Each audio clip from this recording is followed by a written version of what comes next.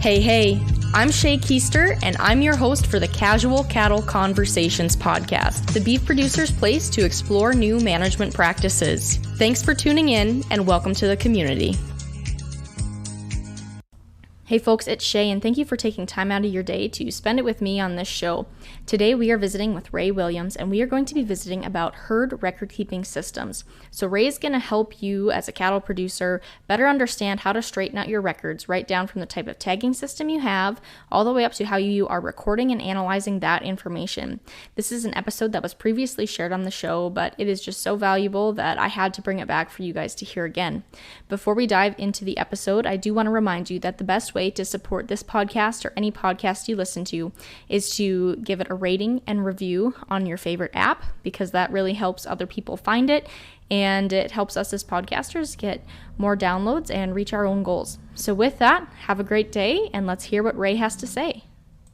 All right, Ray. Well, welcome back to the show. I always love having these conversations because you and I get to dive into like the nitty-gritty of data collection all the time, which for me, as a seed stock producer and a commercial cattleman, is super important. So I'm excited to have you back and talk a little bit about how we can get folks on track for 2023 record keeping from calving through, whenever those animals are leaving their operations, however they're set up. So thanks for joining. Absolutely. I'm glad to be here. Well, like you said, I'm Ray Williams. I'm with Gallagher Animal Management.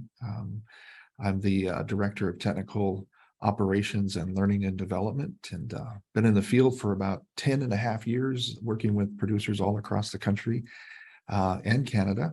And I've learned that everybody does it a little bit different, but there are a few commonalities that make it work really well for a lot of folks. So this is a big deal for a lot of folks that getting ready for spring calving and winter calving too, for that matter, and just getting the records in line. So yeah. So to kind of start off, you said there are a few commonalities that really make sure things work, because you're right, as beef producers, there's a lot of different ways to do things, and there's no one size fits all approach.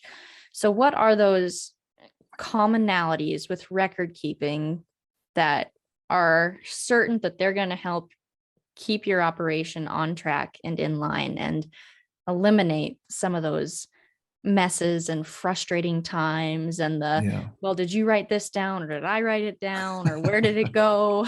What are some of those commonalities that can help folks out? Well, and my grandparents, they wrote it all down. My grandmother had a ledger, and she wrote down all the information as they went out in the field and got calving records and such. And I think that I've learned a lot from that and my own experiences and such about, get the basics down quickly, because you don't have a lot of time. Of course, you have a mama cow that's usually pretty antsy anyway, and trying to keep her at bay while you're trying to get all this information. But if I can at least get the basics, like the sex of the animal, get the date of birth, of course, is going to be pretty obvious, but just make some observations. How was the birth? Was it complicated, or did I have to pull the calf? Or obviously those are things that I want to record against the mama cow as well, just to kind of make sure that we're doing everything we can be for genetic purposes and that type of thing. But just making general observations about a calf is so important to do. And we were talking before we started about some of the crazy things that are going on. You're getting everything from DNA samples, right? And tell me a little bit about what you guys do. What do you guys do when you have calving season? Okay, so we are one of the crazy people who fall calve in North Dakota. Well, we call it fall calving, but it's really like mid-August. So August 15th to September 30th, we really try to keep it that 45-day mark. Yeah. And we sync our whole herd. So a lot of those calves come on the very front end of calving, as they should. So really what we do when we calve is usually there's anywhere from 2 to 3 of us out there checking cows, taking data. We try to take 2 at a time just in case we need help. But if one person has to go, that's fine. We calve out in the pasture, and we'll go out and we usually enter information into our phone. My mom's got sheets set up that work for her on her phone. So we go out and we look at who's close to calving, what's already calved. We record, you know, date of birth, the sex of the calf, the who the dam is. And then we go back on our records when we get back to the house to make Right. that tag and look at, okay, who's the sire supposed to be? Like if, it's an AI sire, we obviously have that information on the front end. If we're going to have to take a DNA sample, we'll leave the sire off the tag, but each calf gets its own unique tag. Like Mm-hmm. if they were born in 2022, we use 2 as the first letter. And then if it was the first calf born, it'd be calf 200. And then the second calf born would be 201. And so we go down like that. But Right. we take those observations. We talk about if the cow had trouble calving or if it took her a longer time or if we actually had to pull or assist it. I mean, Right. was the calf backwards? Was Right. Did the cow have an attitude issue that was a little much for us? So we take all Mhm. that information down, but and yeah, no, we're a registered herd, so we're DNAing everything. We Right. use EIDs, we tattoo, and so, but we do a lot of that when calves are closer to weaning, just because they it's a lot that happens to the calf's head. So we try to not put too much stress on the calf at one period of time if we can help it. So, Right. and that's why, and we take birth weights at calving too. Obviously, we don't use a tape. We actually lift them up and weigh them and use a digital scale. But Right. Do you use a sling to put underneath the calf and lift so them we onto have a suspended scale? we've tried slings and we have a hard time keeping the calf in the sling. And we've Yeah. tried a couple different versions. Like we've tried like your traditional sling. We've tried the ones that kind of wrap around their front and back end, and they still kind of seem to slip and slide all over. So Yeah. we usually end up just tying their legs and then lifting them up with a digital scale. We have um, our local blacksmith and my dad kind of teamed up and made a cool device to help lift the calves. It actually hooks into the back of the side by side. So then if Right. they're a little heavier, anyone can do it. But yeah, no, we haven't had the best luck with slings personally. Well, I had a customer recently ask me about that, and he said, "Well, what's the best way to weigh a calf in the field?" And they're always looking for some kind of device and whatnot to help them get that done and do it in a short order. And with the side by side or a four, or an ATV out there, some of them have come up with different apparatuses, everything that from a Z rack that pops into the back of the stinger Yep. on the back of the rig. And with a hanging scale, you can usually get the animal up in the air and enough that you can get a good weight quickly. And then, yeah, you keep moving. So um, things happen pretty quickly, I'm sure, when you're out there working, trying to Well, get things done. I mean, obviously, I mean, yeah, and like you don't, it's a stress on the calf a little bit. It's a yeah, little stress on the mama. So you want to be quick and get the yeah, calf back to its mama and sucking and doing whatever they need to do. But so I know like on our operation, there's multiple people collecting that calving data and yeah. ultimately it gets back to one source. So like what do you see on that end with producers, Ray, as far as making sure that data stays organized if, maybe multiple people are out there? Well, and that's kind of one of the reasons that we are kind of having this conversation because we get that a lot too.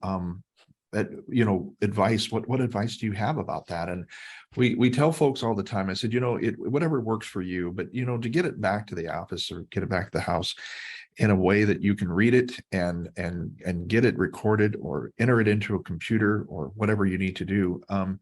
But yeah, you start out in the morning or even before that with a game plan, and you have if you're going to have other people doing records for you and with you, it can be written down. Like you said, I love the fact that you put it on the phone. I think that's really smart because everybody's got their phone with them, right? And even just setting up a template of some sort, just to something that you can record information quickly and then get it back in one format that you can get it imported into the computer. So it can be, attached to a permanent record for the animal. And yeah, that I see folks do all kinds of things. I mean, from the very basic record book, the calving book that you've seen for years and years and years, and all the way up to electronic means that I have some customers that put the EID tags in at birth. And while that isn't ideal for everyone, right? It's not everybody does it that way, but you can record information on a reader now, where it has the ability to have the mothering menu where you can attach the mama cow to the calf and then put in the traits right there on the reader. So if you're doing it by yourself, that's one thing. But if you've got other people helping you, that's ideal, to help keep things and keeping an eye out for the mama cow. I mean, Yeah. that's a big deal.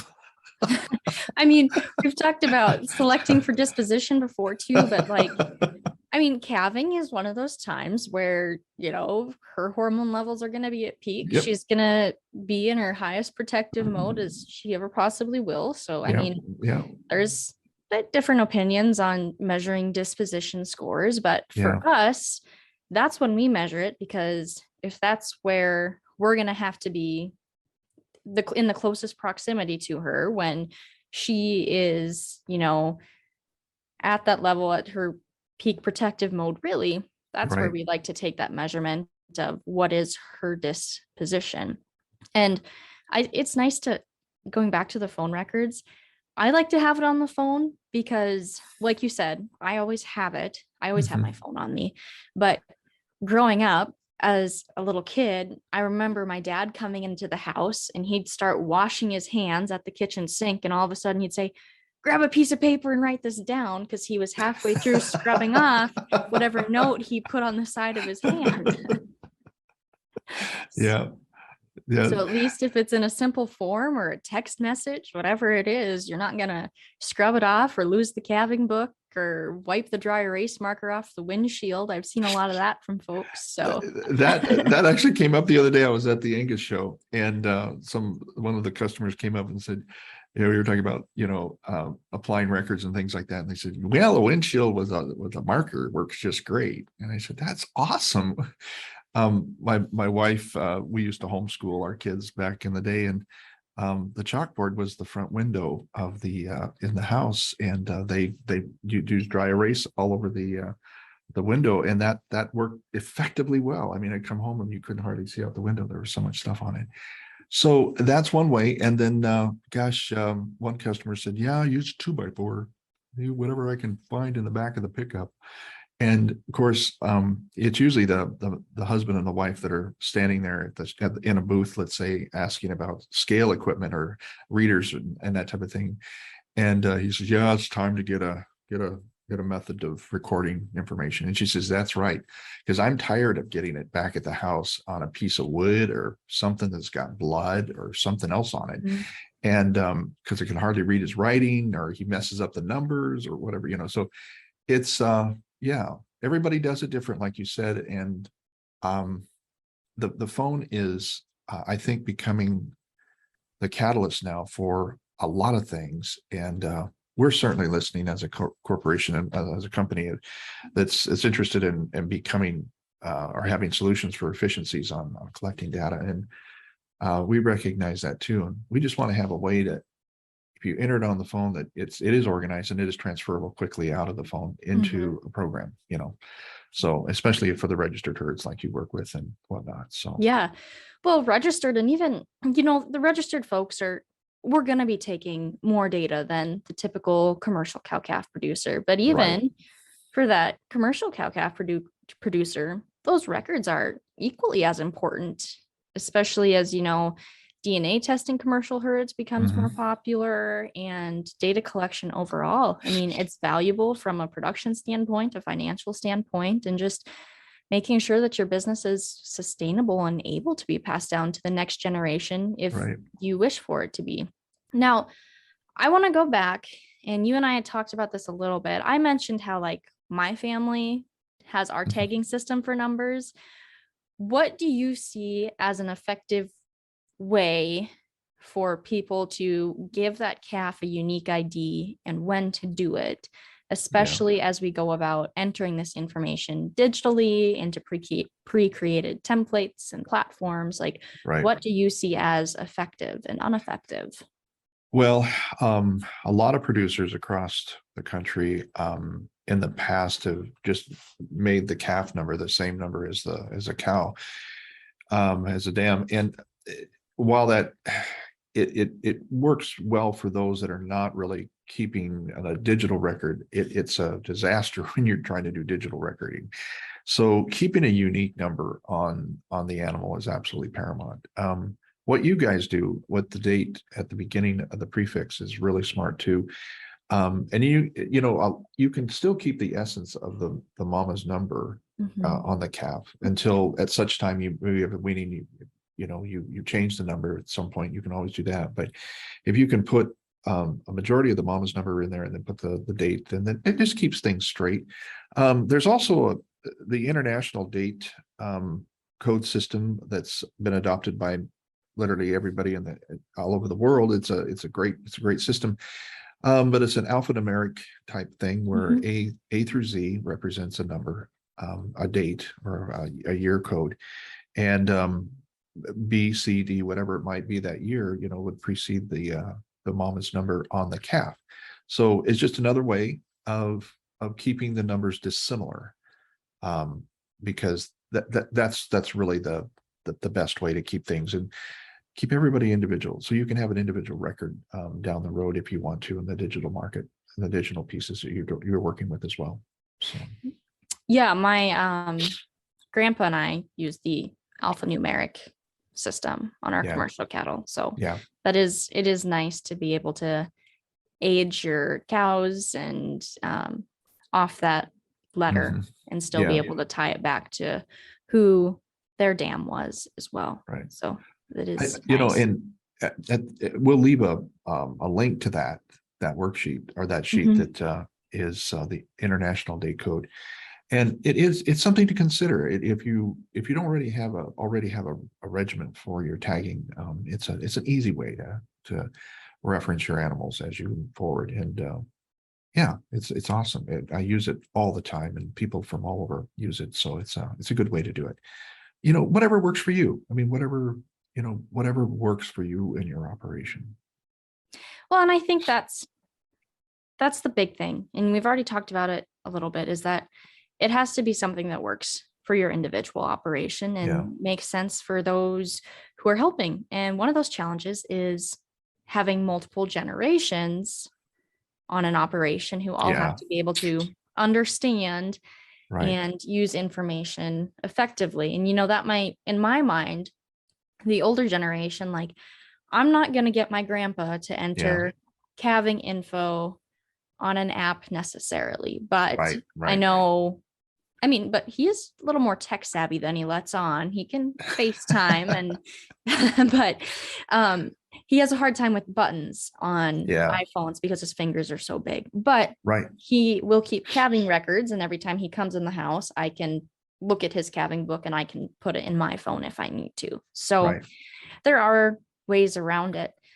Now, we're kind of talking about, like, getting started on the right foot. And we've talked about, like, kind of different ways to keep records. We talked about people who use the calving book, to the windshield, to using your phone, um, and trying to get things on a digital format. We've talked about individual animal ID and making sure you have a good system there, and kind of tying that back even to understanding the cow's birth date and Yeah. age.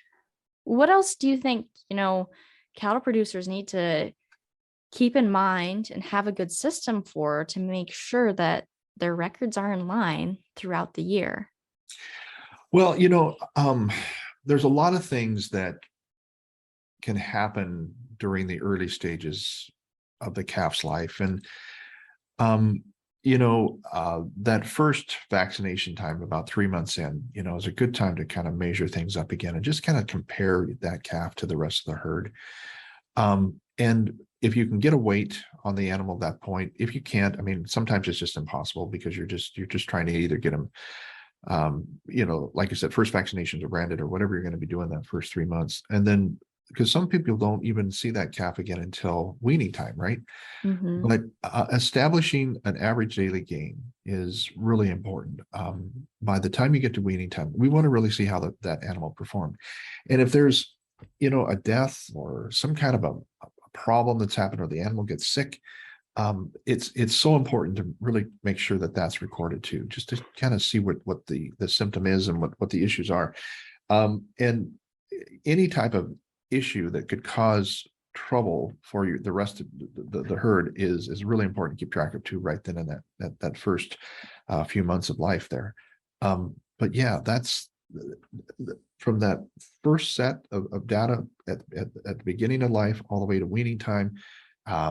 Everything that happens comparatives to the dam's weight and weaning time, to make sure that the Mm-hmm. animal has grown to the right spot, is so important to understand. And so when you guys wean your your calves rather, what are the measurements that you're looking for right then and there at that time as well?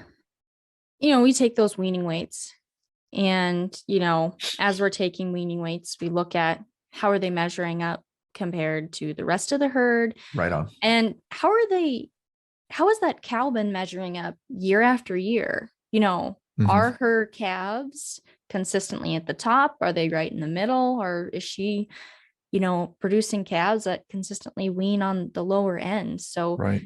you know, weaning weight is that biggest measurement that we look at. And then, as I mentioned earlier, weaning is also when we preconditioning, and weaning is when we go through and take those DNA samples and Right. tattoo and brand and EID, spread out. We try not to do it all at one shot.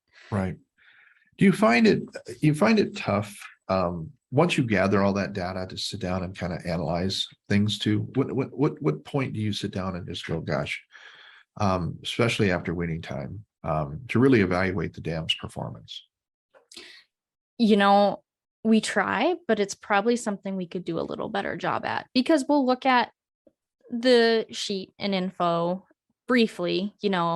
It might be the next day after weaning because everyone gets tired, right? No one wants to do office work right after they've Yeah. been outside all day. But we look at that calf performance, and, we do look at how that cow performed, but it's something where we could, probably do a little better job at it. But, having any cattle producer try and sit down in the office can be a challenge, Yeah. because a lot of why we do what we do is because we love being hands-on and Right. out there working. But I think it's a mindset shift that needs to happen in the industry, is to spend a little more time looking back at those records and that cow performance.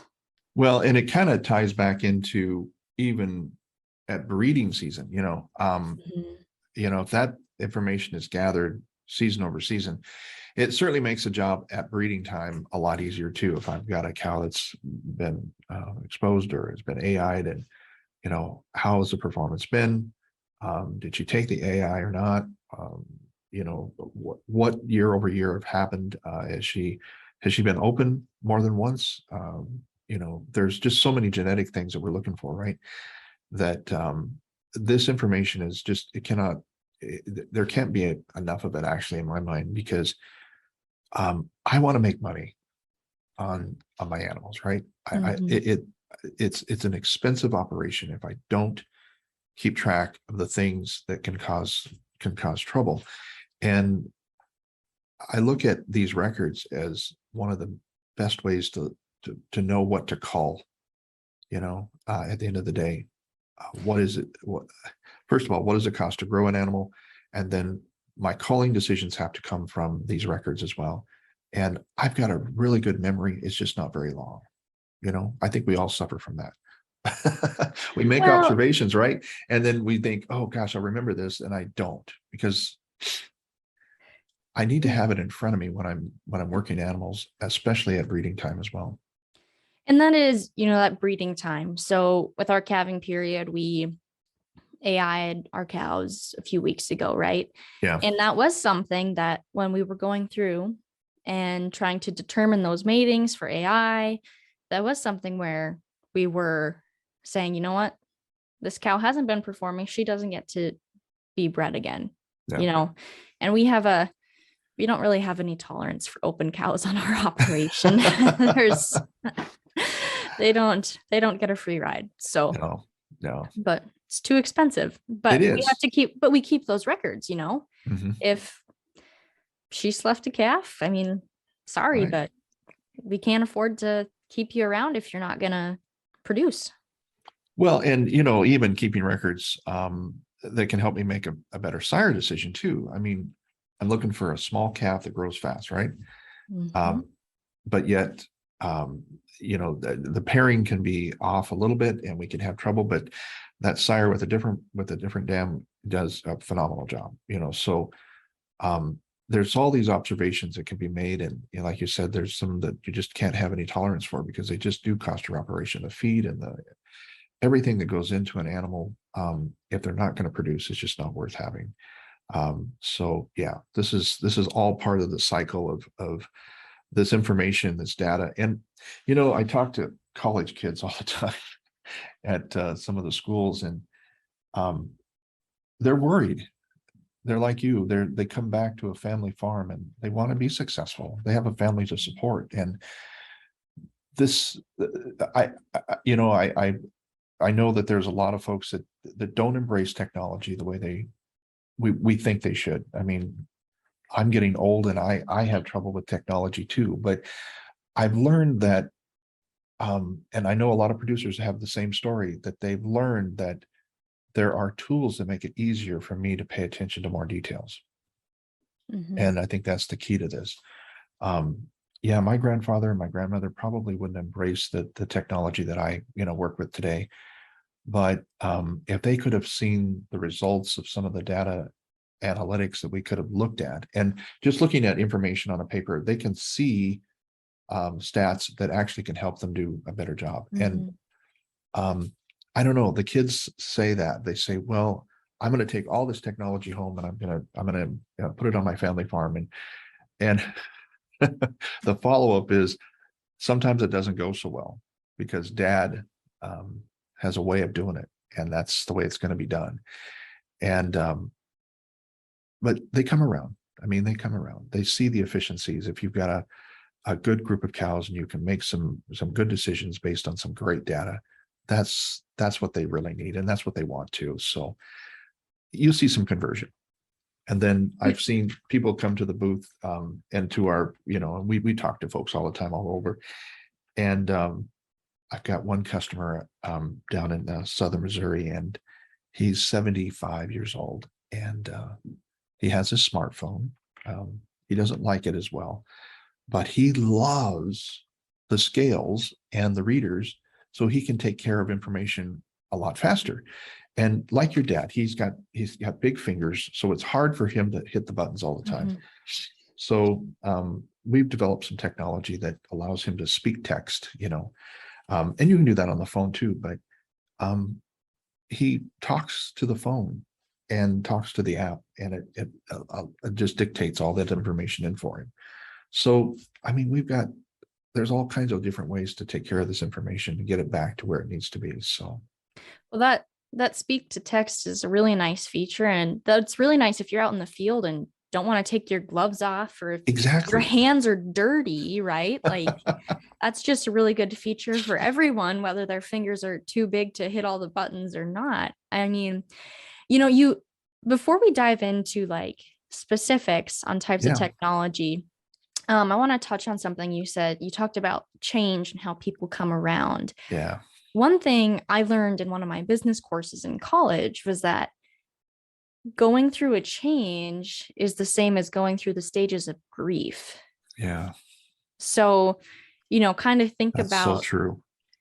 so next time you want to make a change, think about those stages of grief and what other people may be going through. Because to me, I hear change and I think innovation, and that's just exciting for me. But for other people, it's different. So Hmm. that's sometimes what I try to do. And I mean, I'm fortunate. I come from a progressive family. So usually Yeah. my Yeah. parents are quite a few steps ahead of me, but every now and then we have our moments. Yeah. Now, Well, go ahead.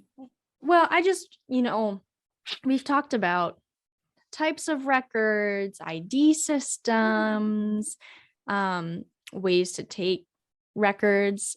But what what does the technology look like today? I mean, you already talked about the speak to Yeah. text feature, but how can producers create that fully integrated system on their operation to make it easier for them, even though it's a change? Right. Well, I mean, if they've got a computer and they've got the ability to, they're on the internet and they can open up an app that or a piece of software that, um, I use the word dashboard a lot.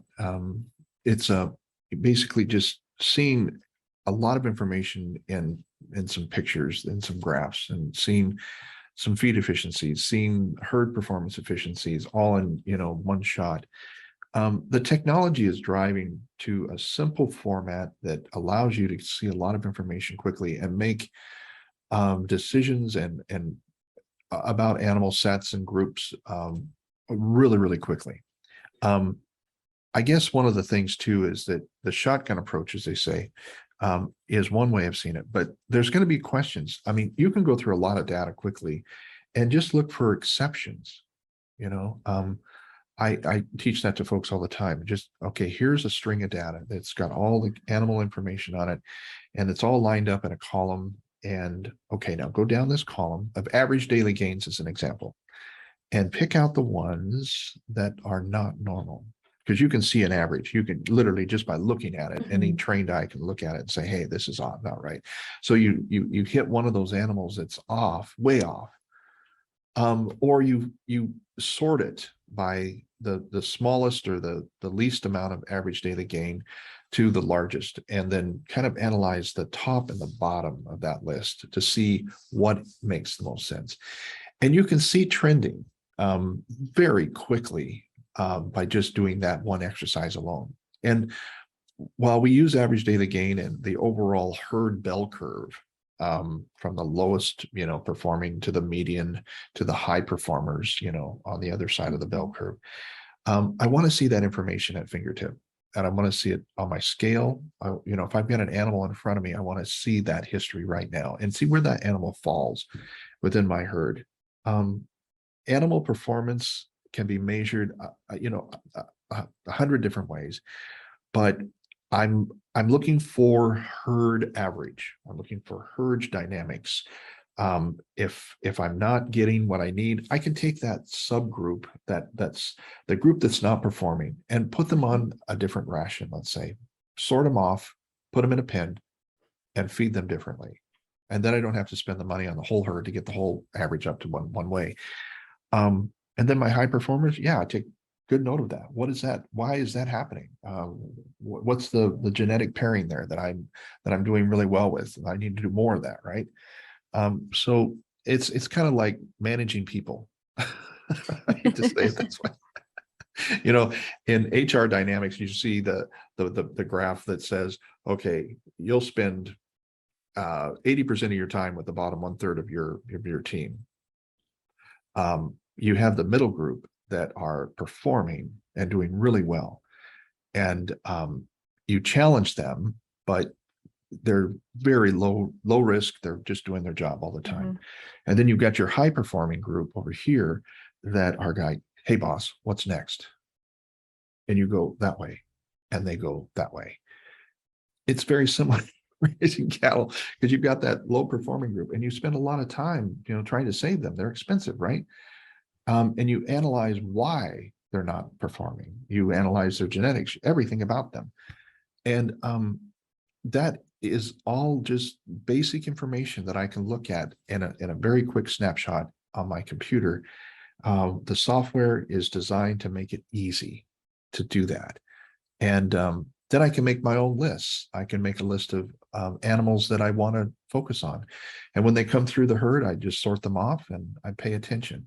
I make notes that are alerts that come up on my screen and remind me that this is an animal that I previously looked at a stat on, and I want to look at this animal in person and say, hey, I need to make a change here. Yeah. Do you So guys do any of that? as you scan the animal, Yeah. the alert pops up automatically for, whether it was a reminder to like Mm-hmm. as like a non-breeder, or you needed to maybe Yeah, take another DNA sample or whatever it may right. be, as she's scanned, he or she is scanned, the alert is reminded, or you get an alert.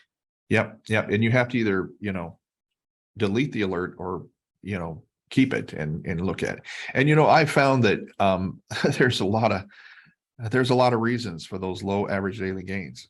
A lot of reasons. And they could be an injury, they could be bad teeth, they could have we have found abscesses, all kinds of issues with the animal that cause them not to eat or drink, and to be a low weight, and it can happen rapidly, right?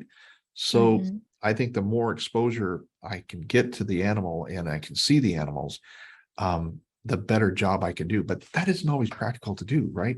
I can't see them every week or every 2 weeks sometimes. So making those observations early on, especially at weaning time, I really can make some good decisions moving forward to understand what I can do better with those groups. Well, that's really interesting. Now, Ray, as we kind of wrap up our Yeah. conversation and time today, what are your final thoughts that you'd like to share with those listening? Well, I think you need to come into the season with a good plan, as I mentioned early on. Decide what metrics are going to be most important to you in your operation. Um, if you come out with a, a system that allows you to record, whether it's by yourself or whether you have a group of people like you guys do, have everybody lined out on what that's going to be, and then a data dump strategy when it all's done. Where's that information going to come to, and then who's going to look at that information and help make some reports and decisions on what that information looks like. But it has to be a strategy that everybody's committed to, and because when you're in the heat of things, it's just too late, right? Mhm. It's just too chaotic to try to put something together then. But make good notes, be disciplined on the notes that you take about your animals, because it will jog your memory and help you do a better job. We're in this to make money, right?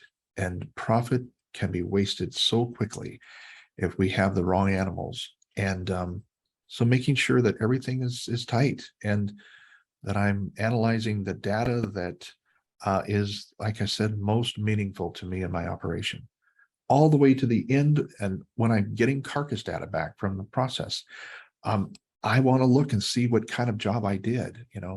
That's the report card right there. When I get my carcass report back, and I can apply it to my herd, and I can say, okay, these animals that I shipped off, this is what they came back as, and this is genetic performance that I achieved with that. So I want to do more of that. Well, thank you very much, Ray. And I'll be sure to put some of those links in the show Yeah. notes and descriptions for those listeners who want more information. And yeah, just thank you for Oh, coming on today and telling folks how they can be a little organized to improve their profitability in the long run. I mean, that's what this is all about. yes, absolutely. Well, thank you for having me, Shay.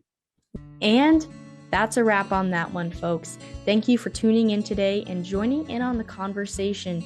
Be sure to take this a step further and take the advice you learned and implement it on your operation.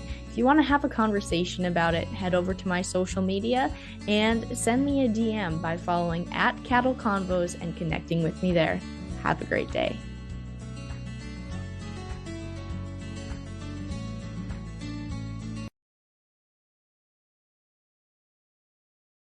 And that's a wrap on that one, folks. Thank you for tuning in today and joining in on the conversation. Be sure to take this a step further and take the advice you learned and implement it on your operation. If you want to have a conversation about it, head over to my social media and send me a DM by following @CattleConvos and connecting with me there. Have a great day.